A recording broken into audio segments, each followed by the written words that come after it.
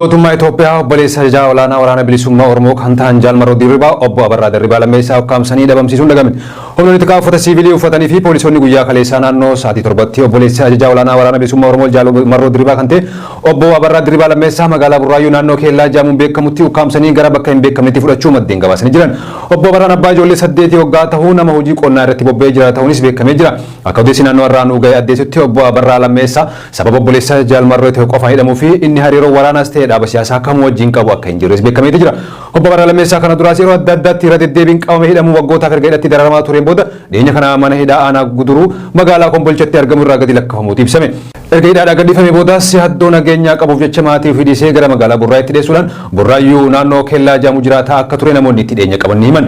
Humnoonni xiqqaa mootummaa fi poolisoonni guyyaa kaleessaa guyyaarraa naannoo Zaa torbatti bakka inni buna itti dhugutti itti marsuudhaan waraqaa eenyummaa ergaa ilaalaniin booda ajjeesuuf shugguxii akka itti qabanii fi dubartiin takka bakka san turtee miilarra kufuudhaan akka hin ajjeefamne irraa kadhataa akka turtee fi yeroo san qabanii fudhatanii akka deemantu himame. Obbo Abarraa ukkaamsanii erga fuudhanii deeman booda kaleessuma galgala immoo konkolaataa lamaan gara mana jireenyaa isaa dhaquun sakattaa akka turaniif ibsamee jira. Dararaan miseensa maatii Jaalmaroo Dirribaa humnoota mootummaatiin irra gahaa ture kun jalqabaati miti. Kanan duras mana jireenyaa maatii Jaalmaroo Dirribaa gubuu fi mancaasuun haadhaa fi abbaa isaa hidhanii hidhatti dararaa akka turan kan himame hoggaa ta'u yeroo ammaatis dhiibbaa miseensota maatii mudatu akka hammaatee jiraachuu maddeen gabaasaniiti jiran. Keessumaa erga mariin araaraa Tanzaaniyaa Daar es Salaamitti taa'amaa ture fashalee asitti maatii Jaalmaroo fi qabsaa'ota biraa irratti fuulleeffachuun adamsuu hidhuu fi dararuun hammaatee jiraachuun gabaafamaa jira.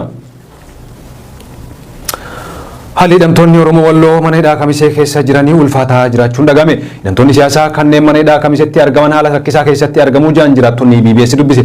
Hidhamtoonni kanneen guyyaa dheengaddaa irraa eegalanii nyaata kan lagatan hoggaa ta'u hidhamtoonni hundi balbala cufatanii haala sodaachisaa keessa jiranii jiran jiraattonni BBSif yaada kannan waggaa lama guutuu badii takka malee mana murtiitti deddeebi'aa akka turan hidhamtoonni kanneen mootummaan furmaata nuuf laachuu waan hin barbaanneef amma booda mana murtiitti hin dhiyaannu nyaataas hin nyaannu jechuun balbala cufaadhaan ofitti murteessanii akka jiran jiraattonni kanneen BBSitti himanii jiran. Sababa waraansa Tigraay fi mootummaa federaalaa jidduutti gaggeeffamaa tureen deeggartoota juuntaatti jaamanii hidhamtoonni dhibbaatamaan lakkaa'aman mana hidhaa Kamiseetti kan hidhaman hoggaa ta'u waliigalteen araara Afrikaa kibbaa magaalaa Pirootii irratti godhamee boodaas furmaata argachuu akka hin dandeenye beekamee jira.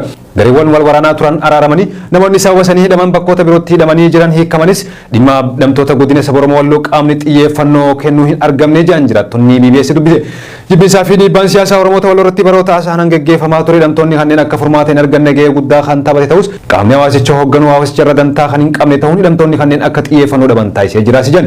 Waanuma hundaaf kanneen badii malee hidhamanii fala barbaadu caalaa kabiraa badii malee hidhutti guuruuf warra halkanii fi guyyaa fi guutuu itti gaafatamaa jechuunis jiraattonni kanneen yaada BBSif kennanii jiran.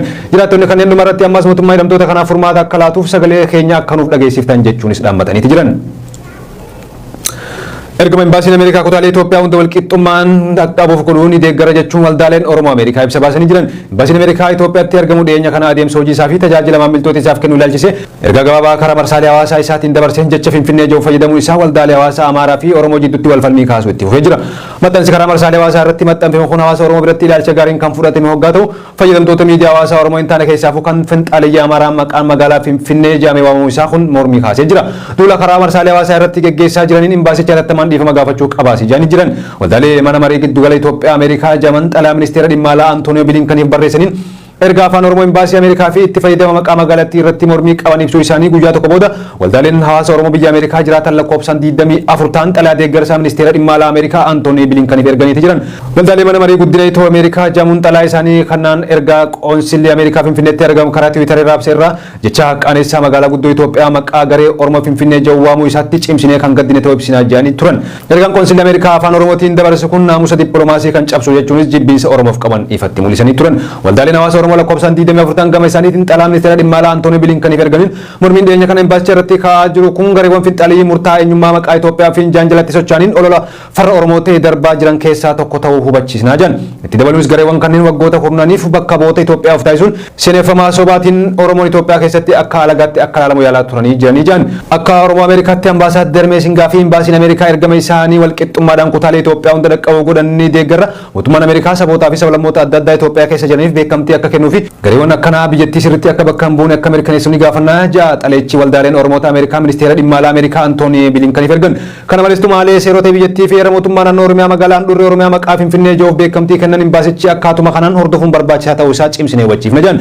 Akkasumas imbaasiin Ameerikaa itti fayyadama afaanota shananuu guddisuudhaan Itoophiyaan hundaammattee akka taatuuf tattaaffii taasisaa jiraachuun ni deeggarra jedhan.